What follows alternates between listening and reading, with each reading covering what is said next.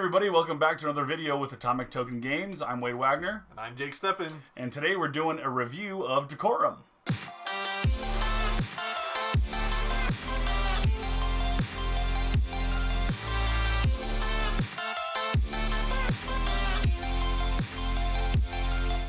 Okay guys, again, before we get started, check out our links in the description. We've got our Patreon, our social media links, and all of our merch. Check out our TikTok account for more information about the giveaway of Quest of Valeria. When we reach 500, we're almost there. We're so close.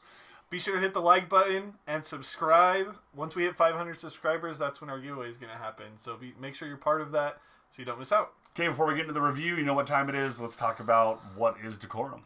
Yeah. So Decorum is a game of passive-aggressive cohabitation. I love it. That's what it says right on the box. But basically what it is it's a game for 2 to 4 people where you are all living in a house and you need it to be decorated a certain way. So at the start of the game, each player is given a card that has specific rules or conditions that you need to be met in the house. Maybe it's that you need a yellow lamp in the living room, or that you need a room painted red somewhere in the house, or whatever. So each person has their own set of specific goals that need to be met, and on your turn you take turns adding things to the house or taking things out, changing things up until all of your conditions are met. And the game doesn't end until everybody's conditions are met uniformly. So it's a co-op game, but your conditions are secret. Yeah, so you don't know everything that's going on. It's really fun to play. It kind of gets really silly sometimes, or really frustrating, because you're just like, what do I need to do? But the game does have a built-in mechanic. Every 5 rounds, you can share one of your goals with one other player, and so that kind of helps you be able to start figuring it out. Once you start learning more about what other people are trying to do and stuff, it helps you out as you... I'm trying to think of the flavor of that as you get to know your roommates more and more, you're more comfortable with saying like, hey, I think what you're doing is weird. Yeah. That's true. I love it. Yep. But that's it. It's a really simple game. It's a cooperative, kind of a party game where you just work together to decorate a house. Okay, so first category, table space and setup. What do we got? I give this a 1.5 out of 5. This is a very easy game to set up. This is everything. So you lay out the component board with all of your different paintings and lamps and colors that you can do, and then you have the house board, and then you give everyone their objective cards, which are just come in a little sleeve depending on which scenario you're doing. So it's a pretty quick little setup. Yeah, it's awesome. Super easy, super quick. 1.5. All right, replayability. This is a pretty good one. What are we giving it? We give this one a 4 out of 5 for replayability. So when you play this game, it plays a little bit differently. If you're playing with just 2 people, there are 20 scenarios you can play through. They're kind of like a little mini campaign. Mm-hmm. And if you're playing with 3 or 4 people, there's another set of 10 scenarios that you can do. So eventually you would run out, you'd play through everything. But kind of the cool thing about this game is pretty much you don't remember anything about what you did. And so, if you play a game, a scenario, and wait 2 weeks to play it again, you won't remember it. No. Yeah, you won't remember really what player has what, and especially if you go through all of them. Yeah, that's if you were to play the same scenario 2 weeks later, even you wouldn't remember. But if you played all 10 scenarios in the 3-player game, yeah, you won't remember anything. Yeah. Because the objectives are so different from each other. It's not just like, oh, this time, instead of having 3 rooms painted green, I want 3 rooms painted red. No, they get way more creative than that. Yeah, we were playing the other day, and a couple of us were like, wow, I've never seen this type of requirement, and also, like, what is going on? I had one, objects in a room had to be sorted from left to right in rainbow order. Red, yellow, green, blue. So different. And then the other one, the game before that, it was like, oh, I had to have only 1 red object in the house or something. So it's just like, they find so many different ways to vary the room and set up different things. It's awesome. Yeah, so there's a lot of different scenarios come with the game. Also, Floodgate Games has prepared an app that's going to have more scenarios.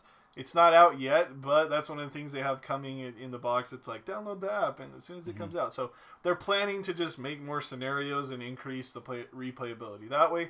But even so, with the box itself, there's plenty to do. Oh, yeah. You totally get your money's worth out of the box itself, and they're basically going to come out with digital DLC for it, too, which is awesome. So super encouraging. 4 out of 5. It's great. You can totally replay it, even though it sounds like I don't know. I mean, maybe if you're a prodigy and have a photographic memory, maybe, I don't know, but I'm not that smart. Yeah. It's awesome. All right, complexity. This one's not too complex, but it can be difficult. Yeah. So we give this one a 2 out of 5 for complexity. The gameplay is pretty simple on your turn. You can add something, you can remove it, you can paint a room. Kind of where the complexity comes in is keeping track of all of your requirements, especially once you start sharing things with other people. In a 3 and 4 player game, you only give one person one of your objectives, and so sometimes you're keeping track of, this objective from that player, this objective from that player, and so you just have a lot to keep track of. But the gameplay itself is very simple. You either add an item, switch out an item, or paint a room, basically. Yep. So it's a really simple game to play, not super complex. Yeah, awesome. 2 out of 5. Okay, although Decorum is not complex, it is hard. Yeah, so strategy for this one, we give it a 4 out of 5. And this one, we kind of talked about, it's kind of a weird thing, because, the strategy, the card tells you what you need to do, right. But it's, how you do it, how you interact with the other players. Mm-hmm. Part of the gameplay written in the rulebook is every time somebody does something, you're supposed to comment on what you think of it. So you can say, I like that a lot, or oh, I hate that. What you just did was terrible. So there's kind of a lot of social interaction of trying to pick up on cues from somebody that really hates that blue lamp you're putting in the bedroom. Because you have to figure out how to complete your objective, while also when you're okay, this perfectly completes my objective, and then Jake says, I hate that. No! Yeah. It's awesome, but it's frustrating in a good way, because you're all trying to work together, so it's not a social deduction game where you're jumping down each other's throats. Right? Yeah. There's nobody that's a secret killer or whatever. Yeah. It's awesome. So yeah, it's not very hard. It's not very difficult to play the mechanics, but it is hard to get all of your guys' requirements to mesh together all at the same time and everybody be happy.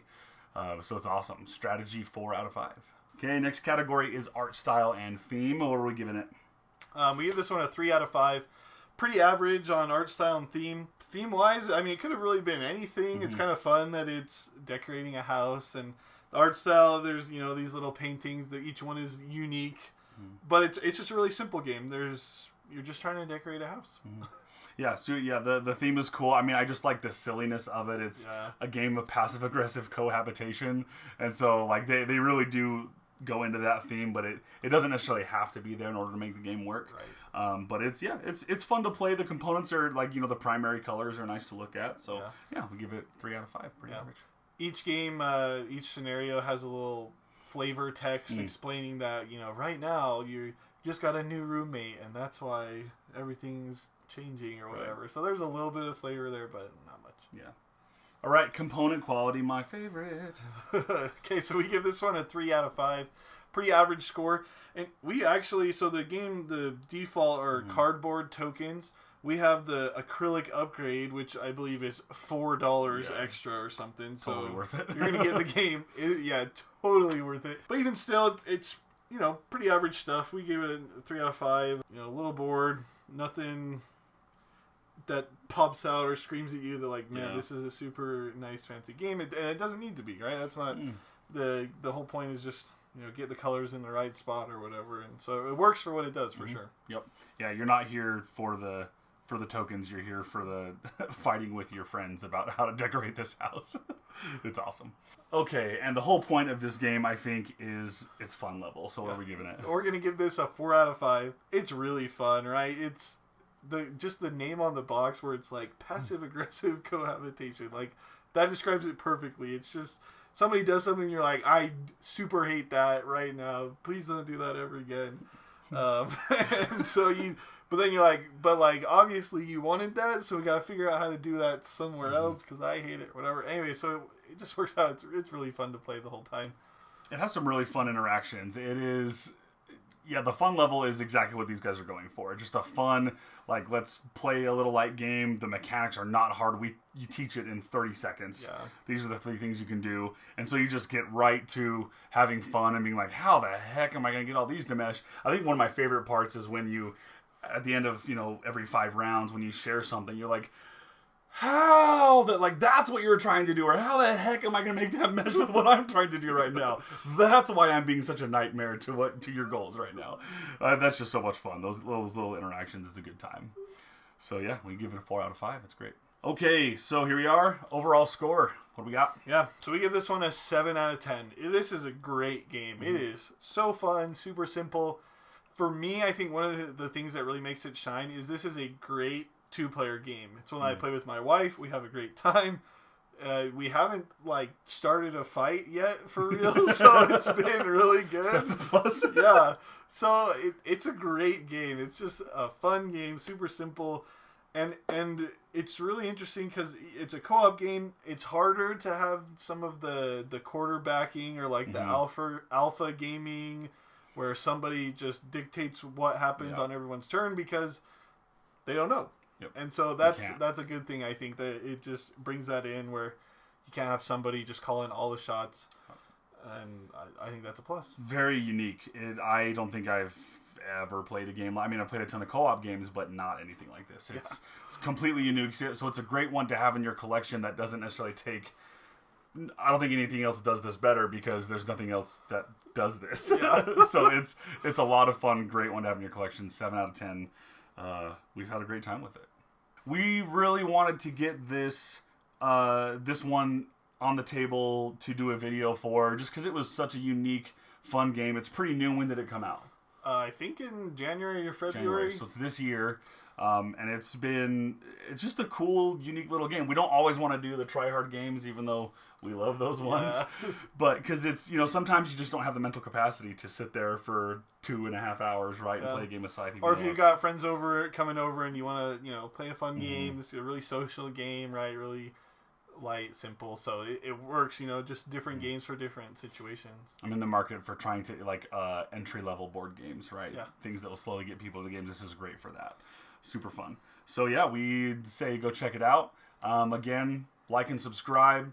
Check out our links in the description. That'll all help us out a lot, and we just want to keep making weekly stuff for you guys. Yeah, comment down below on any game that you want us to review. We're trying to keep up on all the new stuff. We're going to put something out soon here, hopefully, talking about all the Kickstarters that we're looking at and some of the new games coming out and just everything. We have lots of plans, lots of stuff coming. Thanks for watching.